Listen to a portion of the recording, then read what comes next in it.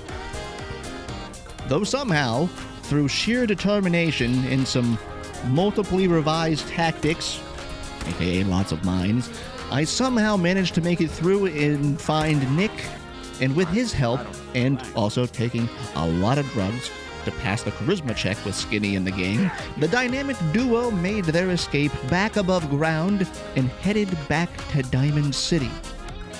Once back in town, we needed to get the key to Kellogg's house. Excuse me, shut up, Piper.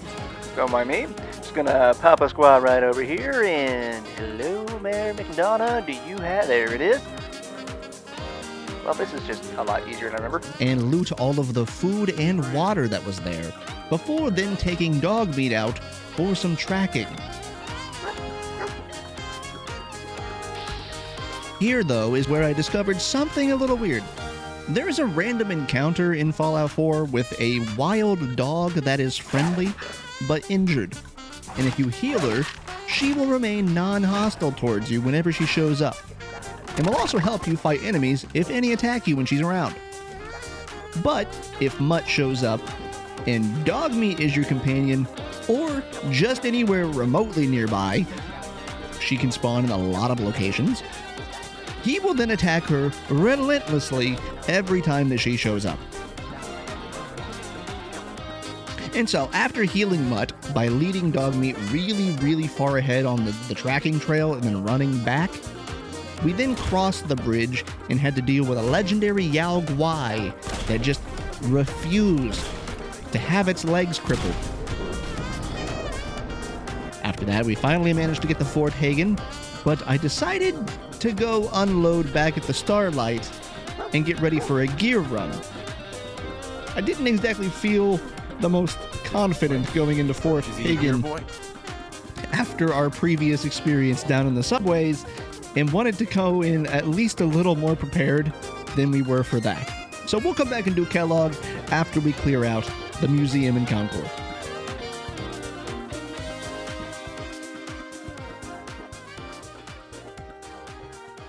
So we went and we cleared out the museum of raiders. Alright. Dropped off our gear back at the rat dump. The pile grows. Ever so slowly. And then And here made we our go. way back to Fort Hagen. This is where the second power creep was immediately Oh, good felt God, after the some one shot. unsuccessful attempts Okay. at clearing the lower level of the main building and getting constantly Did I just- 1 and 2 tapped by the synths down there, while our Gauss rifle was just not doing any work for me. Good God. I figured we would need to leave and hunt for levels and some better gear before we could get anywhere near Kellogg if the couple of synths in the start of the building were giving us issues. Maybe an investment into some explosives would help, but we'll just have to see. Okay, hold on there. 50%? What do you mean, 50%? Also, the fact that everything keeps spawning with Gauss rifles and alien blasters is very concerning.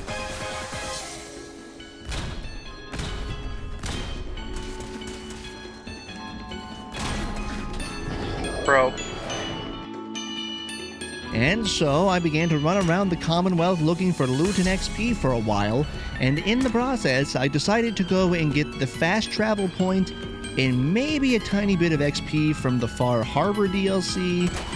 That way we would be able to just jump into the DLC once we are done with the main game later on.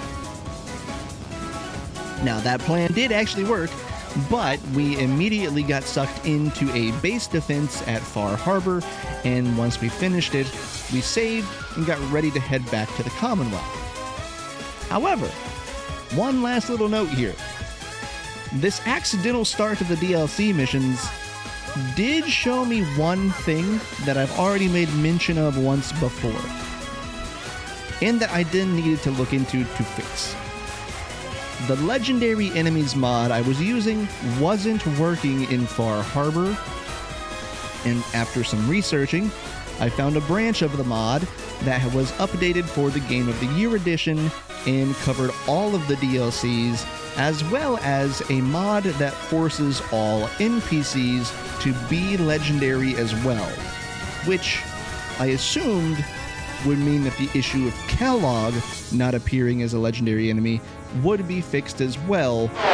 Hi, yeah, post editing Benny here. That what I just said is correct. However, I installed it and then forgot to enable it in Vortex. So unfortunately, Kellogg and the coursers later on did not turn out to be legendary. I only discovered this when I was editing because I didn't pay attention enough while I was in the run to go back and fix it. So that one's on me, guys. So it's a good little hot fix before we go any further into the run and get to any major part of the run. And the part that tipped me off was those two gangsters back when we saved Trudy at the diner. They weren't legendary.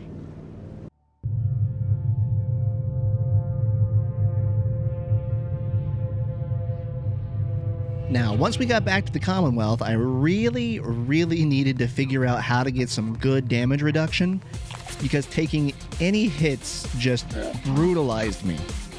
I also didn't know which faction to side with in this run, as I had only previously finished Fallout 4 once and did the Institute ending.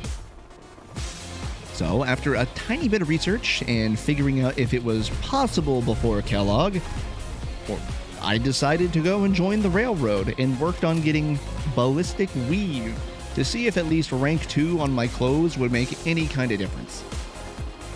While out grinding for experience and getting progress towards the weave, robots then kept spawning and hunting me down back at the Starlight, and shortly after that we met Ada.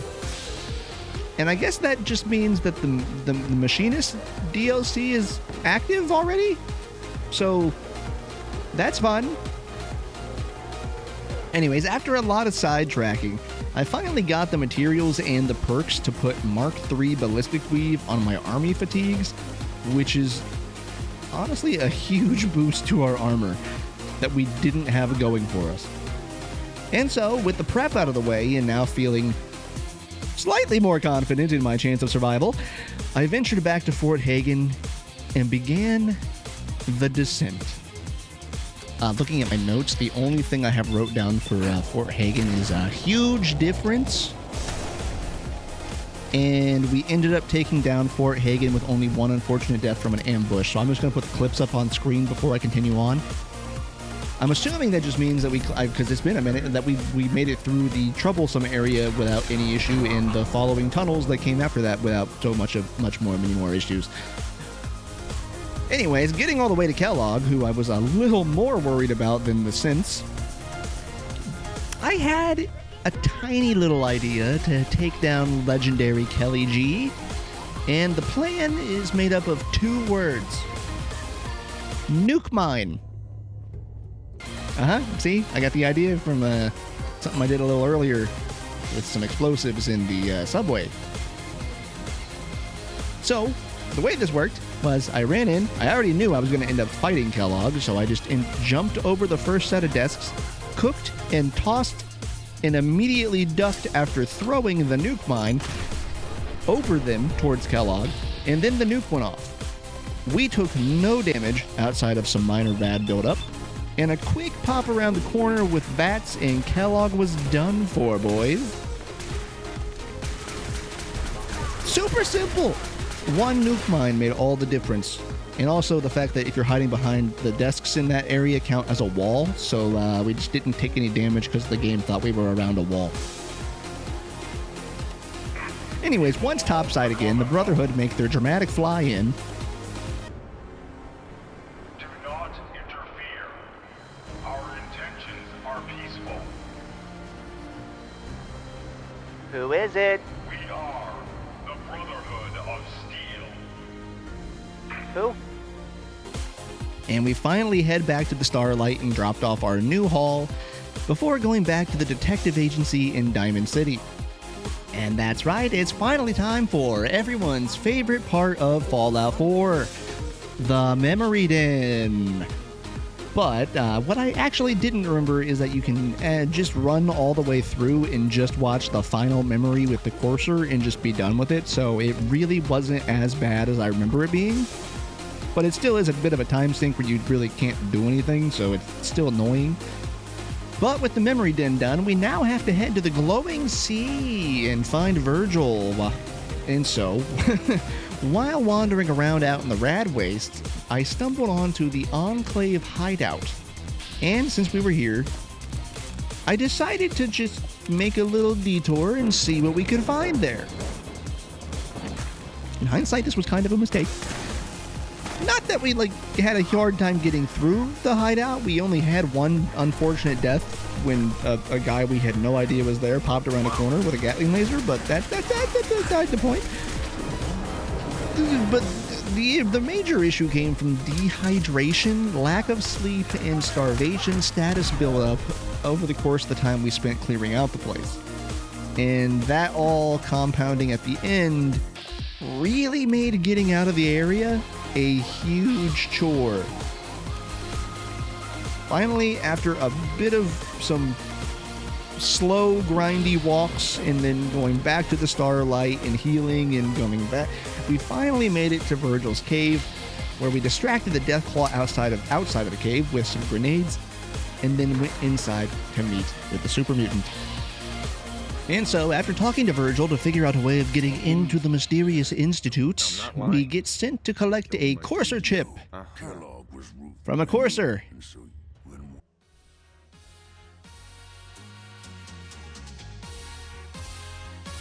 After making the CIT tower climb, filled with legendary gunners and many, many deaths to explosives in tight corridors, the Courser fight is actually done incredibly quick thanks to Jet and other drugs we dump into ourselves before we enter the Courser's room, and we finally get the Courser chip, which we then take all the way back to the railroad and have it analyzed, and then we go through the process of building the teleporter over in Hangman's Alley, where, once complete, Dez and Tom send us in and we set the teleporter off, winding up inside of the Institute. While here, we have to go and meet with Patriot, since we are ultimately going to side with the railroad in this run, and we set that plan in motion. You know, the one to free all the synths from the Institute? That one? That plan? Now we just have to play through the Institute storyline until Z1 tells us that he and the other synths are ready for the rebellion. Which means we now need to reclaim Gabriel, which goes swimmingly.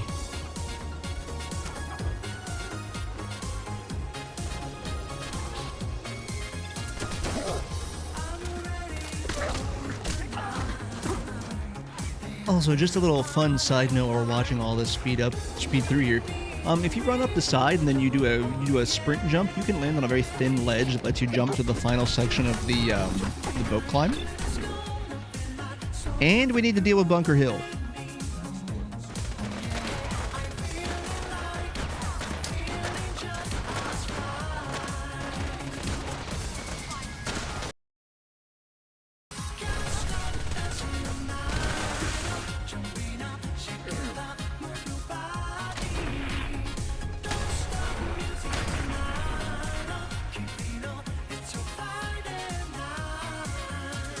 And with those two parts out of the way, finally, we need to go and take on the Brotherhood at the Mass Fusion Building. And good God, I don't think this section is possible without drugs. If you aren't popping Psycho, Buff Out, Jet, and Med-X like someone's Happy Skittles, then you're cooked here. I do not think you can do the elevator section cleanly, like without deathless in this run. I don't think you can. I really don't.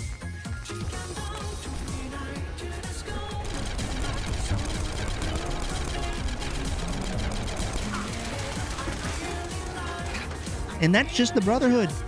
Once in the basement, there is still the Sentry Bot to deal with and the two Assaultrons after the climb down there.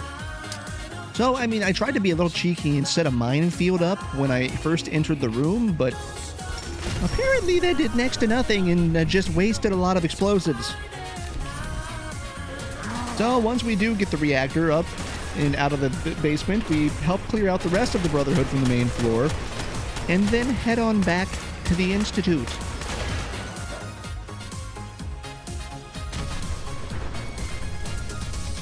Where, after bringing the Institute questline to its conclusion and saving the Gathering Party from the synth security force down in the basement, we meet with Z1 and learn of the Brotherhood's plans to attack the railroad. So we head back to warn them. What happened? A friend who...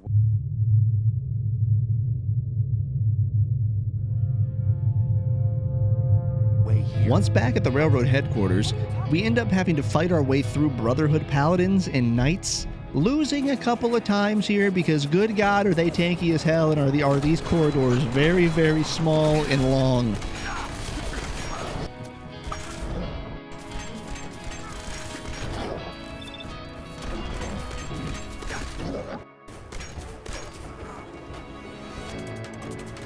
After repelling the Brotherhood of Steel at the church, we then decide to take the fight to them.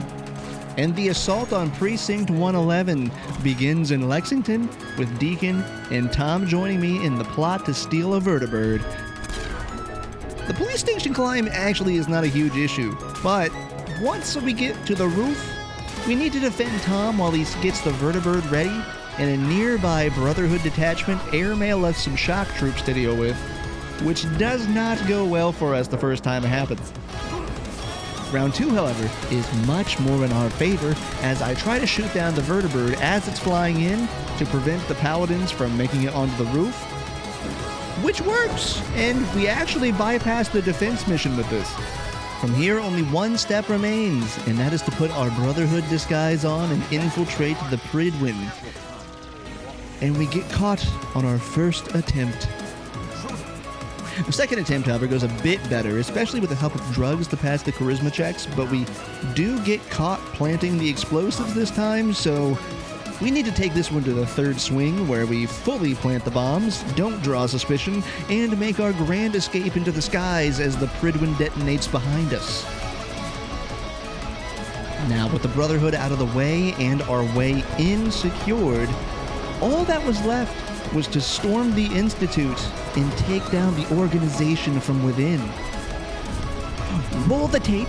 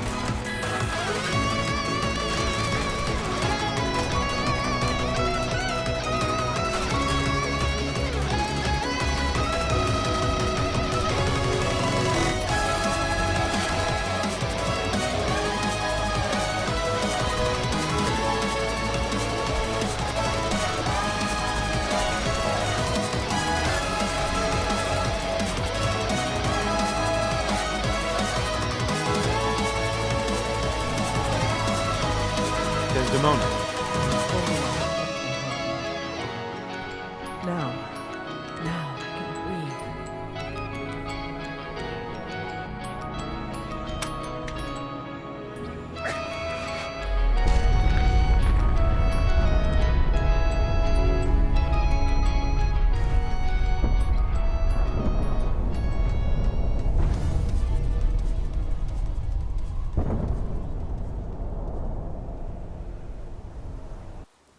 With all of that out of the way and everything said and done, we had just one last stop to make on this journey.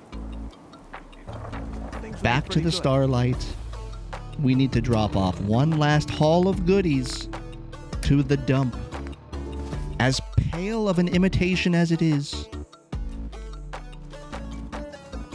And with that, the Commonwealth has been saved from the Institute, and Nigel Radberry sets his sights on distant shores.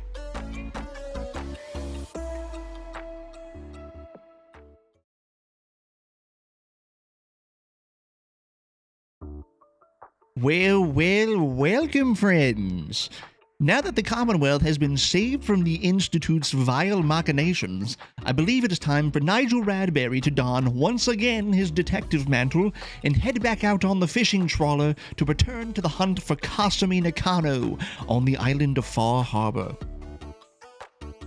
And so, first on the docket as we get back to the island is we need to go and explore the nearby bowling alley and test out A, the enemy's strength, and B, if all of our mods are working properly. Specifically, the legendary enemies mod that we had issues with the last time we were around this park.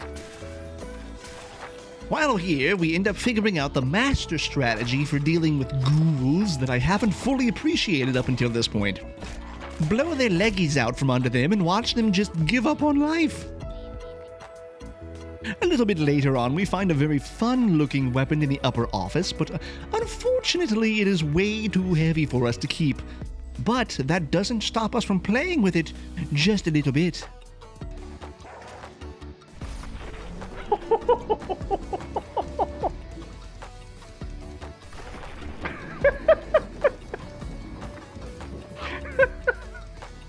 Anyways, once we're done hitting stray dogs in the face with our ball launcher, we then set out on the Mariner's quest to find some DeWalt power tools. Because we want nothing but the best for our friend the Mariner. Now, just an observation, but a rather important one here, one might say, is that there are a metric ton of ghouls here on this island.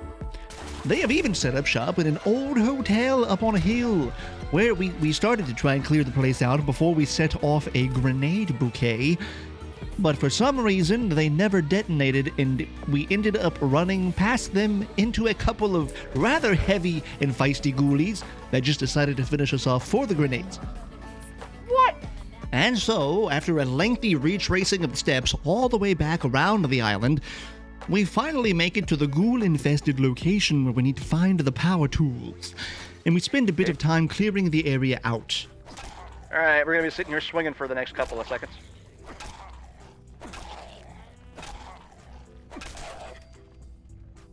Ooh, hold on, is this our first lever action?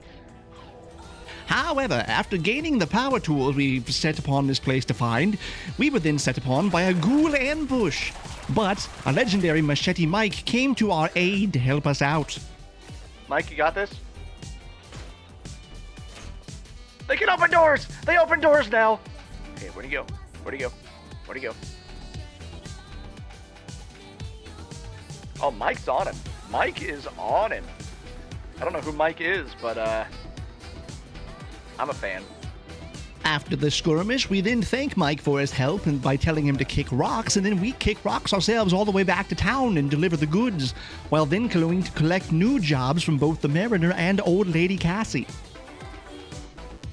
Now, after getting to know the locals a little bit more and becoming quick friends with Mitch at the bar, I decided to head on down to the southern bend of the island to work on clearing out the old ship site for the Mariner, where this Deadeye sniper rifle that we had picked up is doing some massive lifting with its time slow on ADS, and it helped us clear this area out in a bit of a lengthy but effective pace.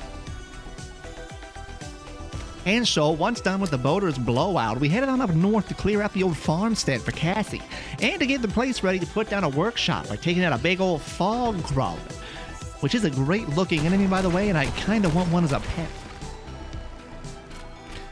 With the farm cleared and the boat now taken care of, Teddy the town doctor asked us to take the captain's test in order to fully bring us into the community of Far Harbor. And we agree, but oh god, that was a mistake. And right away, I should have known this was going to be a bad time, as the first phase of this test pits us against a maddening mosh pit of Mirelurks in the mud. And guys, when I tell you I feel the power creep, this section really hits that home run swing on us. And after a few tries, we finally get to phase 2, which is unsurprisingly worse, with Mirelurk hunters and a king. And eventually, I just have the genius, the bright idea to go all the way back to Far Harbor and pick up an explosive minigun that we found earlier from our mini stash here, and hope that it will be helpful. However, we are a bit low on ammunition for it, so kind of a big stretch here with the minigun. It takes a few tries, but eventually we make it to phase 3 of the captain's test.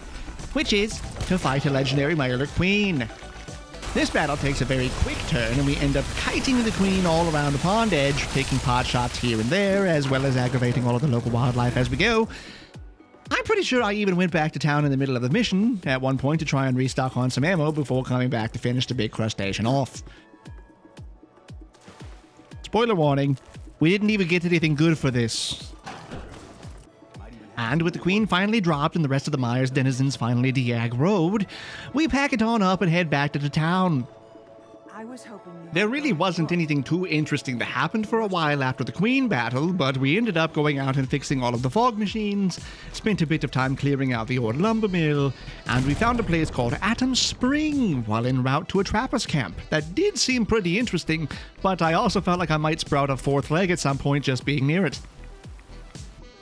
And while out running towards the trapper camp, we came across our first group of giant gulpers that we've seen, and promptly were gobbled and gulped right on down. Finally, after making it all the way to the trapper's camp, a rogue rat chicken decided that it wanted to break physics and destroy our game upon threatening it. Once we finally restored order to the universe, we spent a bit of time clearing out the light trap house and in the process looted an explosive lever-action rifle from one of the baddies. We then spent quite a bit more time stumbling and bumbling our way to the top of the lighthouse and attempting to oust Douglas the Trapper leader from his high tower.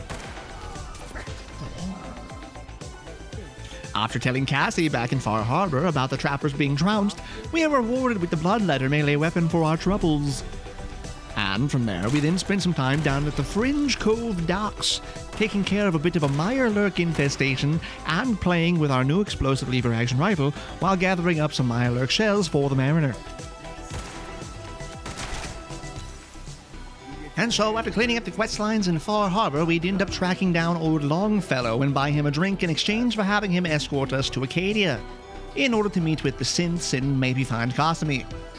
You know, the whole reason that we are even in here on the island in the first place. And while on the way to Acadia, we are stopped briefly by a child of Atom and have a bit of a tense chat before moving on. Apparently, they are not very well liked around these parts. You know, we would know that if we actually paid attention to Alan a little bit. Once at the old observatory, we entered and are met by Dima, the leader of the synths, and we try to have a conversation with him to maybe find out more about Kasm. I was pretty excited to get to this part as we sided with the railroad back in the Commonwealth. However, once we met with Dima and got to talking, I immediately wanted to wipe out all of the synths as I checked out of this portion of the story the very moment that he asked us, the player, how we knew we weren't a synth. Yeah, I already do not like whatever this part of the quest is. Just from that dialogue, I don't care for it. And with all of that aside, we then decided to just mosey on downstairs and meet with Kasm. Here we learn that she has some doubts about what Acadia is actually doing and asks us to eavesdrop on its 3 leaders, of which we happily oblige. We do so, and we learn that we are going to need to go and see the Children of Atom to get access to Dima's old memories that he had uploaded onto a computer in the submarine base, before allowing the cult to move in and use it as their new home. We spent a bit of time trying to join the Children of Atom for some espionage into the submarine base. In doing so, we ended up getting slammer-macammer-bammered at the Spring of Atom before chasing ghosts through the woods for a while before ending up at an old outpost and needing to fight off some ghouls before heading inside and claiming the icon for the cult members. And before we go back and enter the bunker for our super secret James Bond Argyle level spy adventure, we head back to Far Harbor for a moment and we stock up on some ammunition for our trusty explosive lever action. All of this before we ended up heading back to the submarine base and learning that we were just about to enter what was quite possibly the worst part of this run up to this point. Now, for an entire recording session, I spent it crawling through the catacombs of the sub-base, and I must say the crawl through the tunnels was infinitely more fun than the majority of the remainder of the session, which many of you probably know was spent on the Dima simulations. And let me tell you, in this challenge, those simulations were a special kind of hell, and mostly RNG more than anything else. It was a statistical waiting game, and for some parts I was literally just sitting in one place for upwards of 45 minutes, doing nothing but letting the little bug boys try to get the level done because all but one of them made it back to the start with the data. From here, we had 2 branches open up to us. One where we need to track down the launch codes for the nuke, and another where we need to learn about Dima's shady past filled with many, many dark secrets. And so, choosing the former, nothing exactly super spectacular happened while we were down trying to clear out the hotel for the data on the launch codes, but that just hopefully means we can destroy the nucleus and wipe out the children of Adam cleanly and tie this adventure up with a nice little bow after all the pain and suffering we've had to endure. So before we decided to go and investigate Dima any further, we took a short little trip back to the Children of Adam's base and checked to make sure they hadn't changed their locks recently.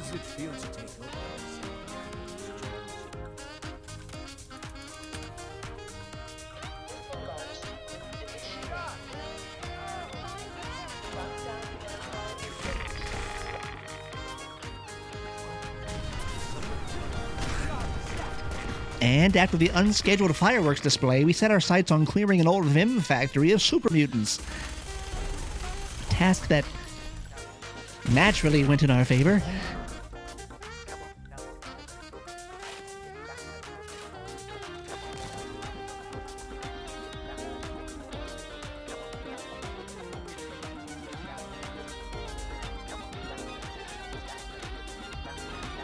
And once we learned all of Dima's secrets, I felt we needed to, which was mainly that Dima had been disappearing people and then replacing them with synth versions of themselves, Nigel decided that it was time to confront the synth mastermind.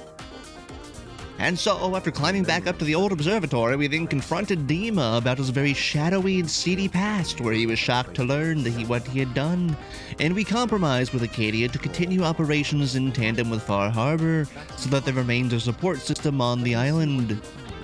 And also so that Dima can atone or something. He's essentially working for free now, kids. Kasm then agrees to return home with us, and after all is said and done, we say goodbye to Far Harbor, hoping that the good deeds we delivered will be enough to keep this island afloat.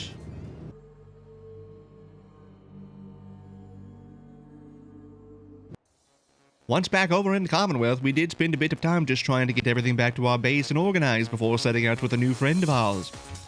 And after all that was said and done, we decided to turn our attention back to Ada and set out to head on down and check out the strange goings-ons in a facility east of Diamond City. Do we need to have Ada with us for that? Are we gonna have a whole issue of like, we need to hide Dogmeat? We're gonna like lose all of our perks because we have to have Ada with us?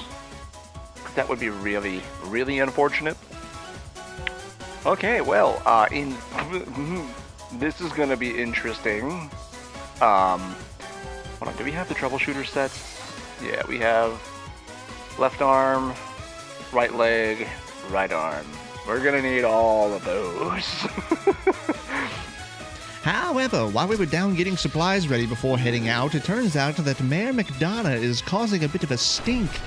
And so we pop in to help defuse the situation. Oh wow! A political figure that has overstepped his bounds and means. And what's left of him?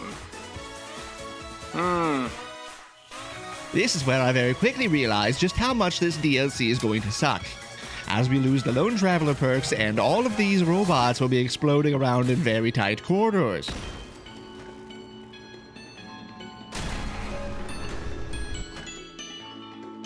The fuck is that? Oh, are you kidding? Oh, this is gonna be so bad. This is gonna be so bad. Wait for it. There. Holy wow. How was I still in the radius for that? What?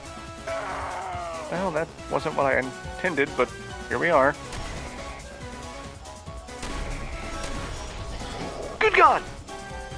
Yeah, this DLC is going to be absolute hell.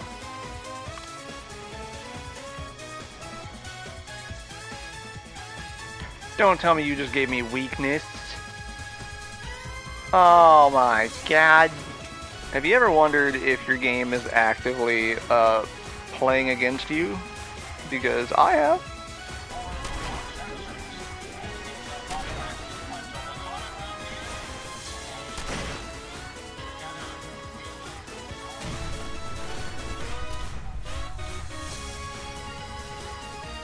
Once we were done down there, we then headed back and spent admittedly way too long trying to figure out where and how and when to build the robot workstation.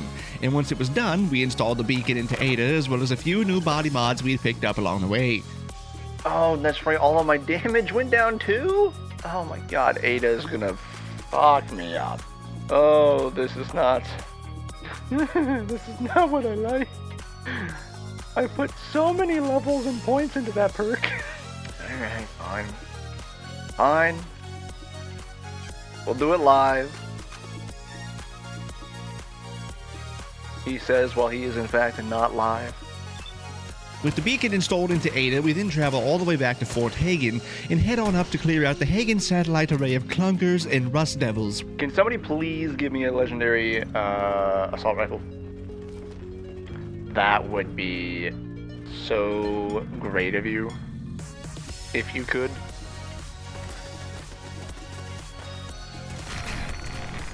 Sometimes that, like, I get hit with the rad, sometimes I don't, and I don't understand why. It's a maybe thing. Asking ye shall receive. Let's go. Oh, our first legendary assault rifle, and it's an explosive one. Where'd it go? Where'd it go? Where's it at? Where's it at? Where's it at? Where's it at? Where's it at? Oh my gosh. Oh man. Oh man, we have a boss. It's a named robot?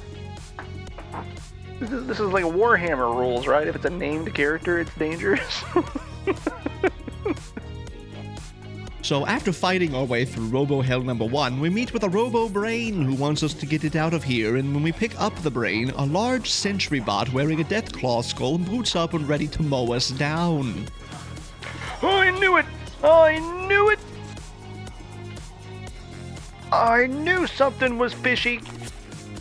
In response, I tap 2 blue mana and 1 black and play Force of Negation, in which we pop literally every drug known to man, pull out the explosive assault rifle, and start blasting at Ahab until it is nothing more than a pile of bolts and sheet metal.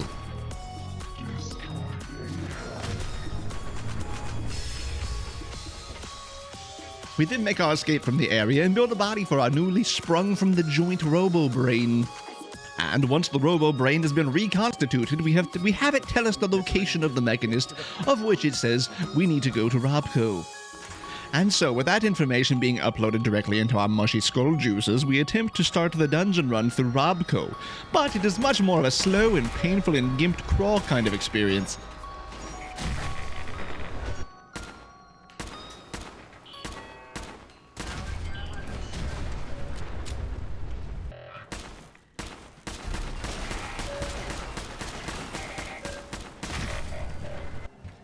I end up brute forcing my way through to the conveyor belt room, but by that point I am reeling from the rads, or rather radly reeling, and need to leave to recover for the second half of the Robco dive, which, well, I'll be honest, it was a bit of a nightmare.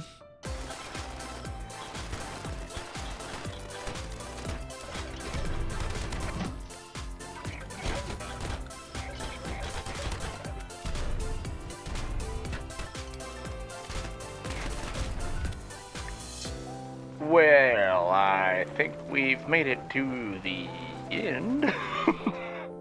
Oh boy. We're probably gonna die like twice here until we figure out a way to do this. So we end up meeting the mad mastermind of a mechanic and get their army of robo-assassins set upon us as negotiations break down quite rapidly. There are so many clunkies, so many robos, so many bolt buckets that spawn in the Mechanist arena that, to the point, I genuinely have no idea how I got through this, and by the end I was so shell-shocked that I just sat in the corner in kind of a gape and in awe of how we weren't dead by the end of this explosive hell chamber of a DLC.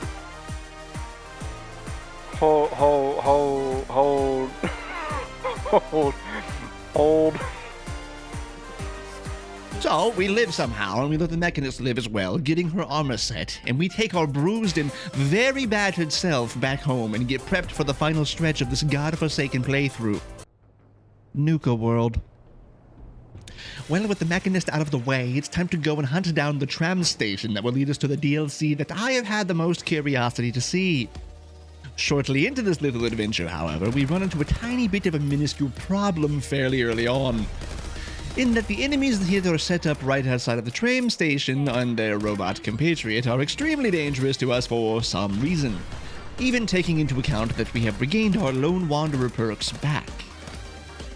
That, or I'm just being way too reckless, getting caught off guard way too often. Either way, it is not confidence-filling for the things that are to come. And oh, are there things to come? We make it in finally, meeting a man dude who refuses our medical aid, but asks us to take the tram to save his family without him. A bit of an odd duckling, if I do say so myself. When we arrive, we realize that we have been duped, bamboozled, tucked into a trap, one might say. Or would be, if I didn't already know that you could technically get around the gauntlet through a side door. So we do go for a brief stroll outside before we eventually jump back in and go through the gauntlet, since I haven't ever gone through the gauntlet myself. One point to make is that the gauntlet and the damage in general right now are just absolutely bonkers, considering that we have our Lone Wanderer perks back now that Ada is gone.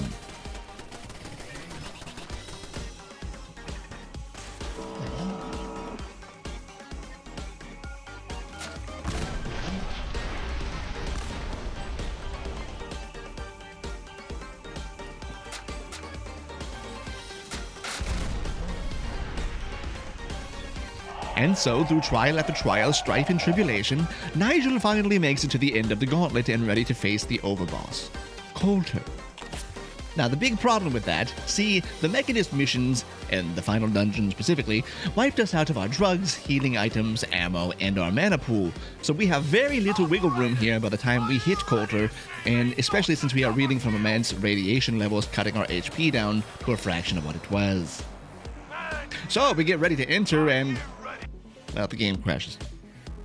So we reload the game and reset ourselves to fight Coulter again. And we end up beating him just barely within time by using our last jet and last of the explosive rifle rounds after spritzing him in the eyeballs with our newly crowned Super Soaker.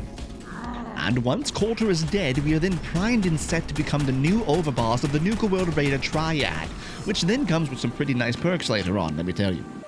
Here, we also meet Sierra, a Nuka-Cola aficionado who gives us a rockin' set of glasses that she definitely didn't get out of the box of a cereal brand. We then make our way all the way around the town, Nuka Town, and we talk to all of the raider bosses, including an Asmongold in his natural habitat, and learn the very weird and strange gimmick of doing jobs for the raider clans, and then deciding who gets what territory that we clear out for them in a way that makes no sense, as we are supposed to be the overboss, but now we're just working for the Triad of Nuka World, but we have the big house, and yeah, it's a mess of a setup.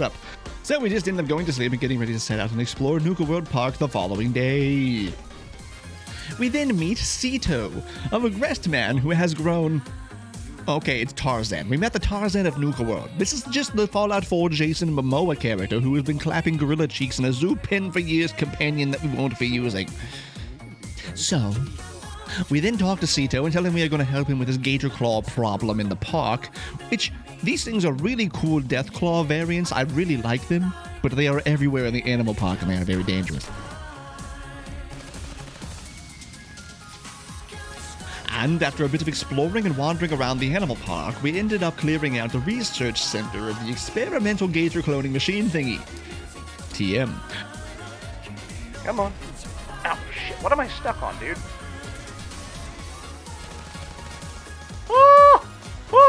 Oh no! Hold on, that's a big boss. You know when every part of a plan just decides to go wrong all at the worst possible time? That's what's happening. Give me Psycho, give me Jet.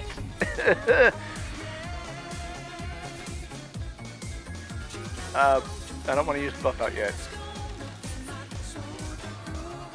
Okay, with those, and then give me the assault rifle, so we have a little bit better control here. And with that, we free the park and we give it back to the pack, because I guess that thematically makes sense with them liking animals. Moving on.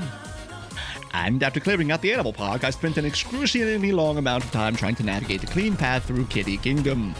But the constant spray of radiation and us having no radaway, and only the perk that slowly regens radiation damage while out in the sunlight, makes this area a special kind of hell to crawl through. The ghouls here aren't super big concerns, they're just ghouls, and our explosive rounds and Cito's rocket-powered baseball bat make easy work of all of them. The biggest issue right now is just that we need to spend long periods of time just wandering and waiting around outside to regen our radiation damage, and then chug bottles on bottles of Nuka-Cola to diabetically heal ourselves back to operable levels. So, in other words, not much progress is made here on this day. And after a couple of tries, we finally make it through to the top of Kitty Kingdom and meet with Oswald on the scaffolds. The boss fight here literally takes everything that we have, and it isn't even a hard fight. I just think that Oswald was glitching out when I fought him because he would get down to no HP and teleport around to new places, not even fighting back, but resetting his HP and respawning ghouls the whole time. And so, okay, is this a genuine question here? Is this how the fight with Oswald can go? Because this just felt so bad to do this loop over and over and over again. But at the same time, I'm also aware this is much more brutal than a normal playthrough because of the legendary status on everything. So just a question, is this a normal Oswald fight just with the legendary status tacked onto it, or is this like a broken Oswald fight with the added legendary status tacked onto it? Please let me know, because I was going insane for this. And with Oswald taken care of finally, we raise the flag for the operators and move on hastily. Hello friends! As you can see, we popped on over to the arcade for a bit, and so while Nigel is spending some time racking up some new high scores, why not take this moment to hit those like and subscribe buttons to make the channel hit a new high score as well, shall we? See, these challenge run videos do take quite a bit of time to work on, and it would mean a lot to me if you hit those buttons that tell my brain to make the happy chemicals for all of our work that's been put in here. Also, we have plenty more games and challenges to get to eventually, but I can only do so with continued support. And I do prefer this free structure over intrusive things like donation links. Anyways, it looks like Nigel is ready to get moving on again, so I guess I'll see you all again at the end of the video. Ta-ta! And so, with Kitty Kingdom out of the way, it is high time we rode into Blood Gorge for a little rootin' tootin' deathworm shootin' time at Nuka World. While here, we need to complete a couple of missions for the sheriff bots, but they aren't too difficult and go by pretty quickly, giving us access to the mines, where a bloodworm infestation lurks. The mines are pretty straightforward, the most straightforward part of this entire place so far, and before long, our explosive weapons are tearing into the Queen Bloodworm, turning her into the Queen Blood Paste. And I can't overstate just how much the explosive weapons are just decimating things for us so far at this point. And with the Queen Bloodworm out of the way and the infestation problem I guess solved, we raise the flag on Blood Gulch for the disciples and head on out. Next on the itinerary is yet another lovely location, Galactic World. Galactic World is a slow and painful crawl through each attraction until we get enough star cores to power up the mainframe. And honestly, this section is just slow. The only part that was interesting was the Robco Battle Zone, which, much like the Mechanist Arena, the only reason we got through it was due to copious amount of drugs and the explosive rifle. And so, after tracking down 20 star cores and exploring a bit of each location in Galactic World, without much of anything major happening, we ended up raising the flag for the Disciples, and we moved on to the last sector of Nuka World. And so, following the special hell level that was Galactic World, the bottling plant is very linear and short in comparison. Just the way I like it. The Nuka lurks that are found here are all pretty easy for us, but considering that we have had a huge amount of luck in finding ammo for our best weapon, which is a very strong explosive assault rifle, just to remind you, so as long as we can shoot first and fast, we don't exactly have too many problems around here at this point.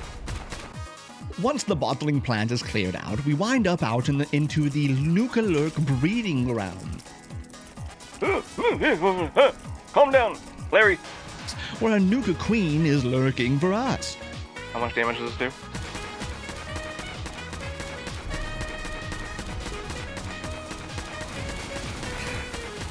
Surprisingly more than I thought it would.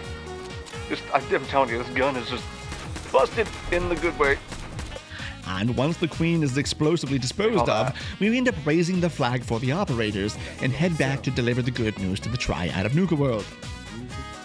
And by good news for the Triad, I really mean going scorched earth on the Raiders, because I did all of this work. I will decide who I put in charge of Nuka World, and I'm choosing the traitors. And as you all know by now, there's always going to be a montage to send us off at the end of a run, so enjoy. Well, here we go.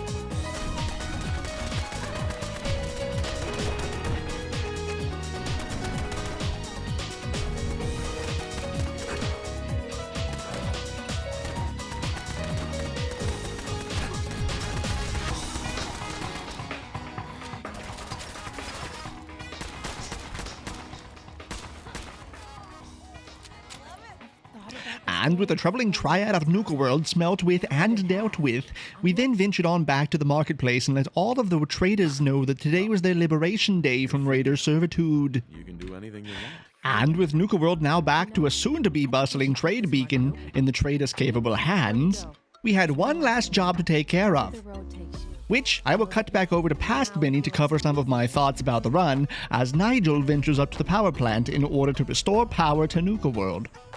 Take it away, past me. But yeah, so some thoughts. This has been, while I clean up some inventory issues here, this has been a really fun challenge to go through.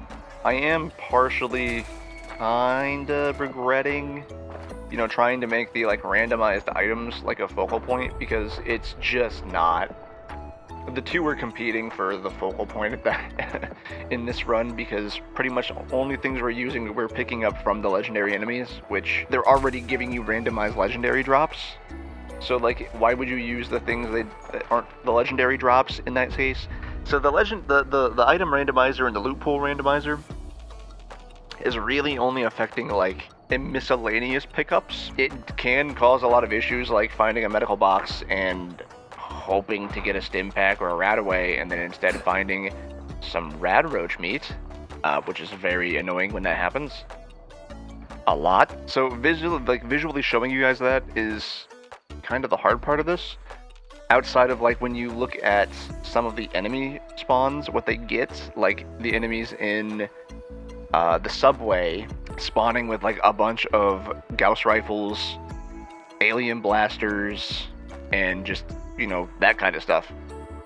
Like flamers, Gatling lasers, like enemies that are should not have those in their spawn pools, spawning with those, and then being forced into those confined areas is like crazy. And it does it to every enemy, so I can't be like, yeah, this enemy spawned with this, which is super wild. It's like everything is spawning with that, so if you're seeing it constantly. It just doesn't feel like it when I edit all of it down into the clips, which is very unfortunate, and I wish I could do that better. And I think that about does it, friends. As the fireworks go off, let's get ready to say goodbye as Nigel, having restored power to Nuka World, leaves the park in the very capable hands of the traders, and he gets ready to head back to his little settlement where all of his friends back at the Starlight Drive-In are awaiting his return. Specifically because Ada and Dogmeat have probably been having a very tough time defending the place all on their own.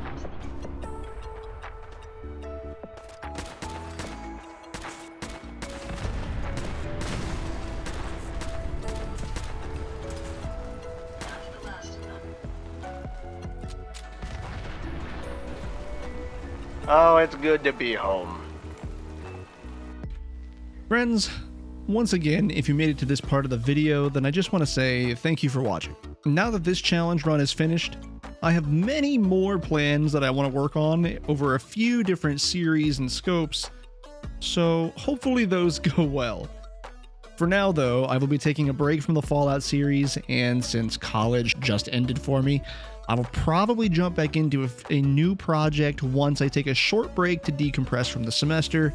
But in the meantime, if you want to keep up with what we're going to be doing, then I invite you to pop over to the Twitch streams where I will be active in between big uploads. Lastly, I just want to say, remember to take care of yourselves, and I will see all of you again soon.